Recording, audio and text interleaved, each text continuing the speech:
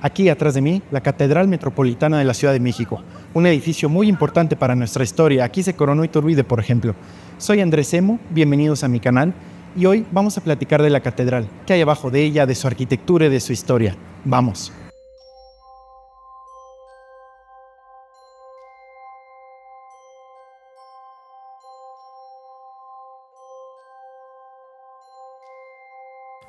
Pero como es costumbre en nuestro canal, vamos a platicar de la historia de este sitio y, aunque sería muy largo explicar exactamente qué se encuentra bajo la catedral, sí es importante mencionar que no solo es uno, sino varios basamentos los que están debajo, pues el edificio actual se encuentra dentro del antiguo casco del recinto sagrado de Tenochtitlan, donde menciona Sahagún en sus relaciones que eran al menos 78 edificios. Aunque este no es un video del recinto sagrado de Tenochtitlan, es muy relevante porque la catedral está dentro de él.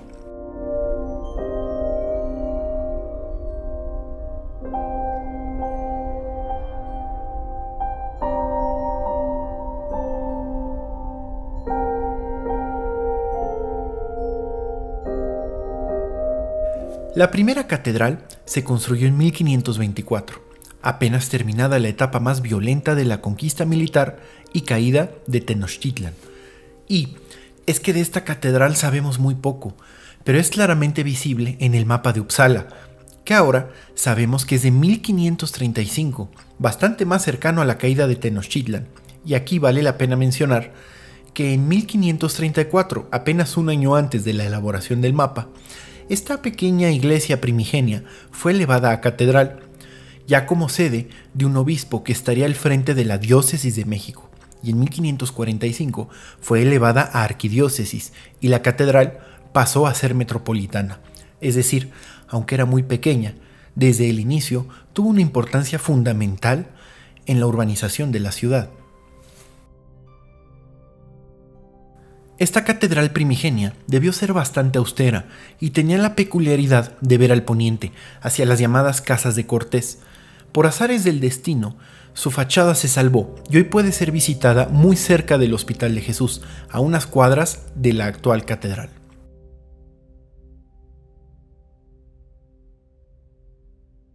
Bien, volvamos al Zócalo. Cuando cae Tenochtitlan, Hernán Cortés le encomienda a Alonso García Bravo la traza de la nueva ciudad y él coloca la primera catedral viendo hacia el poniente. Pero este edificio pronto fue insuficiente.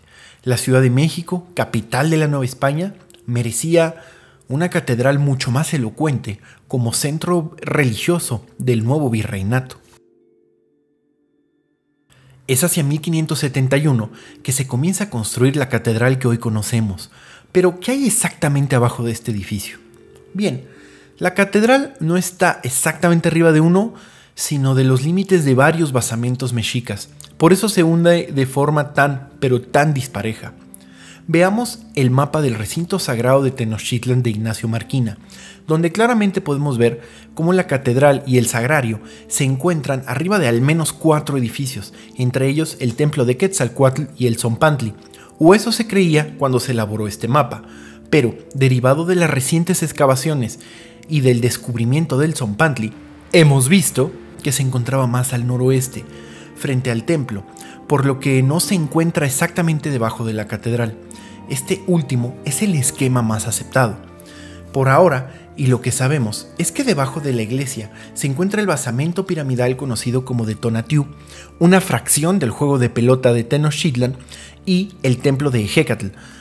No solo está Tenochtitlan, debajo de la catedral se encuentran las criptas de los arzobispos, desde Juan de Zumárraga, primer arzobispo de la ciudad y quien supuestamente recibió la telma con la Virgen de Guadalupe en ella.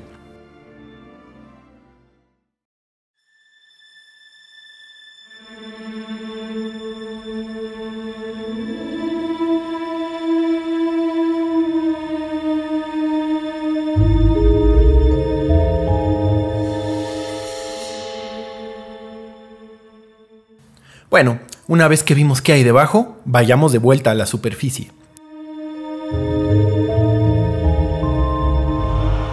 La catedral actual inició su construcción, como habíamos dicho, en 1571, pero las obras iban extremadamente lentas, a tal punto que debió ser reacondicionada la antigua, pequeña e incómoda, pues los trabajos de la nueva parecían simplemente no terminar nunca y ni siquiera avanzar. Finalmente, y hacia 1623, al menos ya se habían logrado cerrar las bóvedas, por lo que el servicio básico ya podía comenzar a llevarse a cabo, y fue derrumbada la pequeña catedral primigenia, que además de la fachada, la verdad quedó muy poco. Está como borrada de la historia de nuestra ciudad. Aquí debo mencionar que, solo unos años después, en 1629, la Ciudad de México se inundó gravemente y duró 5 años inundada. El agua superó los 2 metros de altura y dañó gravemente todas las estructuras existentes en la ciudad. Si bien esta nueva catedral sobrevivió, complicó mucho las obras que seguían llevándose a cabo y las hizo todavía más lentas.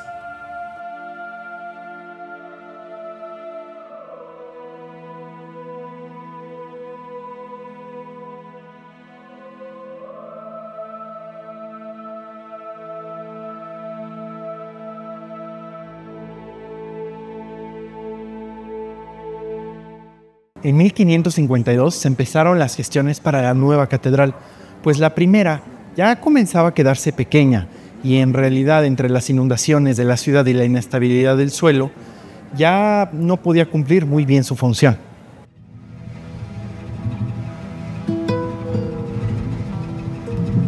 Hacia 1572 inicia la construcción de esta catedral y es muy interesante porque en algún momento convivieron las dos.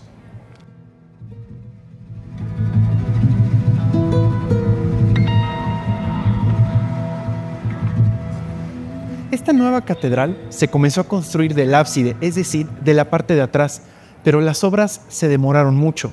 Así que la antigua catedral, ya medio abandonada, que estaba en esta sección del zócalo, quizá aquí atrás de mí, debió ser de alguna manera remodelada y reacondicionada para seguirse utilizando, en una de esas ironías de la historia, pues la construcción de la nueva catedral estaba demorando muchísimo.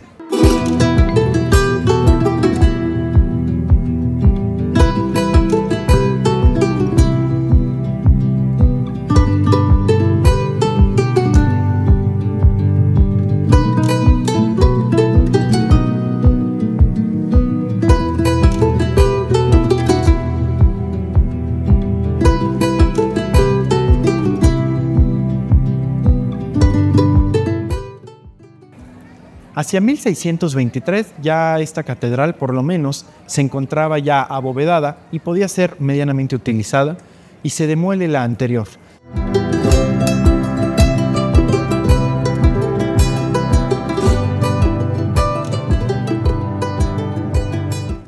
Un dato interesante es que esta nueva catedral aún presenta los estragos de la inundación de 1629, lo cual detuvo por muchísimo tiempo el resto de las obras de acondicionamiento del propio edificio.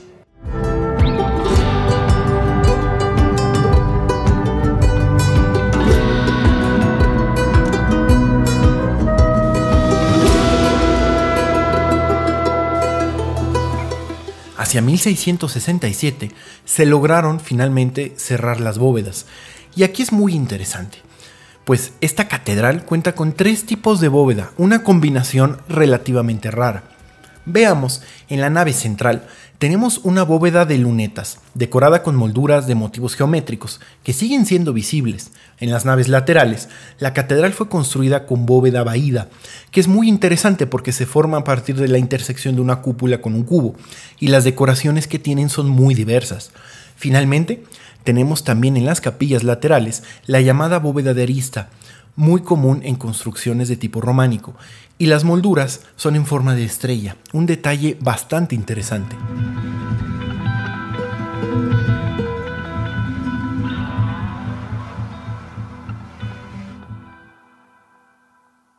Durante el siglo XVII, la construcción avanzó poco. Si bien se terminaron la Torre Oriente, el pórtico, la fachada y sus famosos contrafuertes que le dan ese tono tan característico, daba la impresión que la catedral no se terminaría nunca.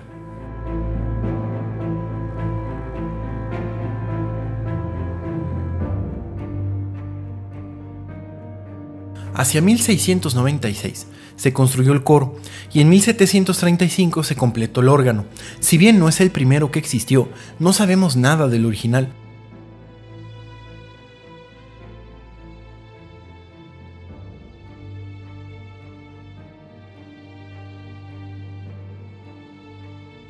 De esta fecha es también el altar del perdón, precisamente atrás del coro.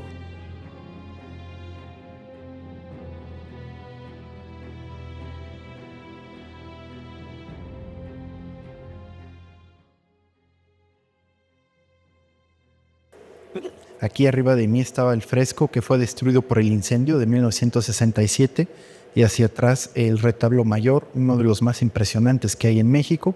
Aquí podemos ver el altar de la catedral, los diferentes tipos de cúpulas que existen y bueno, en sí son adiciones que se le van haciendo en diferentes momentos de los siglos XVI y XVII. Aquí estaría el coro, aquí está el órgano.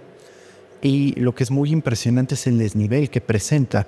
Si me acerco un poco hacia atrás, aquí van a poder ver el péndulo que equilibra o nos muestra el desnivel de la catedral con respecto al nivel del suelo. Es muy impresionante, pero esta catedral se cree que se ha hundido casi 10 metros en total en 400 años en algunas de sus zonas.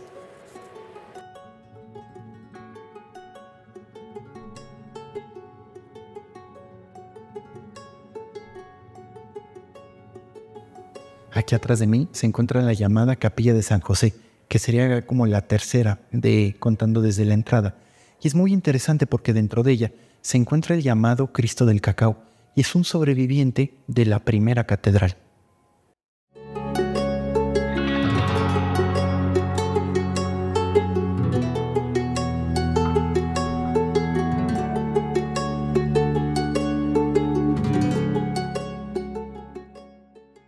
Unos años después, hacia 1760, se terminó el llamado Sagrario Metropolitano y se abrió un pasaje entre ambas estructuras. Aquí ya se comenzaba a notar que la catedral tenía daños estructurales considerables, pues debieron ser sanadas diversas grietas en las paredes. Hacia finales del siglo XVIII, en 1787, se terminaron de construir ambas torres y se remataron con una campana invertida, otra anomalía realmente. Un dato curioso es que en 1790 se encuentra aquí en el Zócalo, en una remodelación, la Piedra del Sol, la que hoy está expuesta en el Museo Nacional de Antropología, y se pone a un costado de la Torre Poniente, donde sufre diversos daños, e incluso existe el mito que el ejército norteamericano durante la invasión la utilizó de tiro al blanco.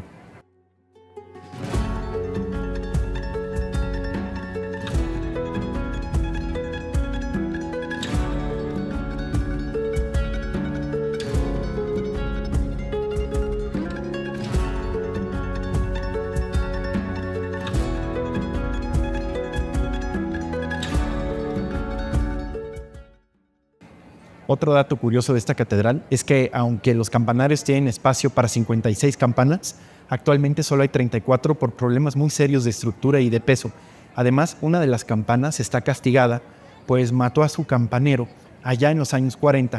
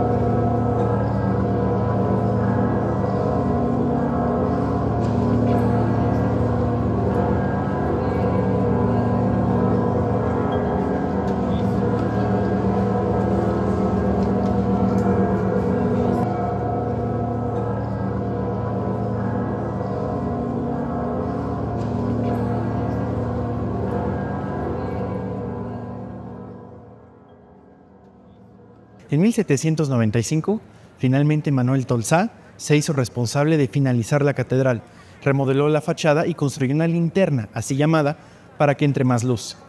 Finalmente, la Catedral Metropolitana de la Ciudad de México fue inaugurada en 1813.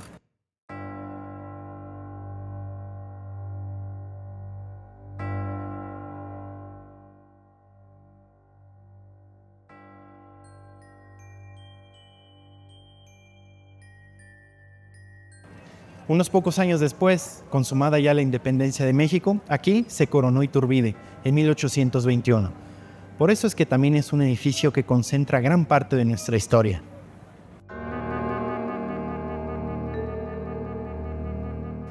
Hacia 1885 se retiró la Piedra del Sol. Y bueno, durante la época revolucionaria, la catedral fue también guarida y a la vez saqueada. Fue un centro importante del movimiento.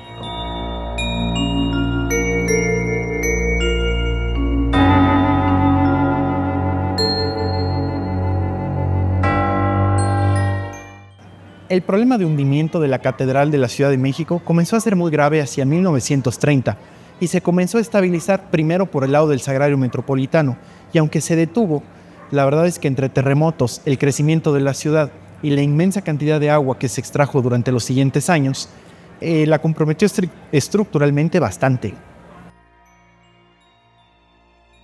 La década de los años 60 fue dura para la catedral. Primero, en 1967 sufrió un incendio en donde se destruyeron varios de los frescos y el órgano quedó seriamente dañado y tuvo que ser enviado a Países Bajos para su reparación. Después, hacia 1968, las obras del metro de la Ciudad de México comprometieron estructuralmente el edificio y, aunque desde luego no lo dañaron, sí fue necesario pensar en una intervención mayor de todo el edificio de la catedral, pues la verdad es que ya estaba bastante dañado. Después de los gravísimos sismos de 1985 en la Ciudad de México, definitivamente el edificio tuvo que ser intervenido de forma estructural para que, si bien no se puede detener su hundimiento, sí se puede lograr que se hunda de forma pareja, es decir, que estructuralmente el hundimiento esté estabilizado. Finalmente, en 1987, el Centro Histórico de la Ciudad de México y Xochimilco, que incluyen a la Catedral, las ruinas del Templo Mayor y el Palacio Nacional, se incluyen en la lista de Patrimonio Mundial de la Humanidad.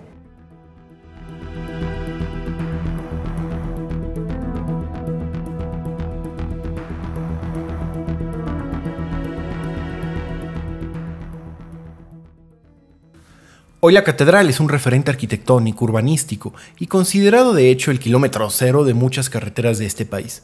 Es un edificio que ha acompañado la historia de México y de nuestros días durante al menos los últimos 400 años. Y si bien su hundimiento ya se encuentra estabilizado, no está exenta de las adversidades que el futuro tenga para esta ciudad. Y hablando de los problemas estructurales de la catedral, aquí podemos ver, por ejemplo, cómo está la inclinación del sagrario respecto a la torre oriente de la propia catedral y cómo se ha ido inclinando. Aunque se encuentra estabilizada la estructura, se sigue hundiendo, y recuerden que por debajo hay basamentos piramidales del centro ceremonial de Tenochtitlan. Entonces el hundimiento de estos dos edificios es muy complejo. El sagrario se construyó hacia mediados del siglo XVIII y esta parte de la catedral es mucho más antigua. Recuerden que la catedral se construyó del ábside hacia las torres, es decir, de atrás para adelante, por lo que además combina muchísimos estilos arquitectónicos, precisamente por esta razón.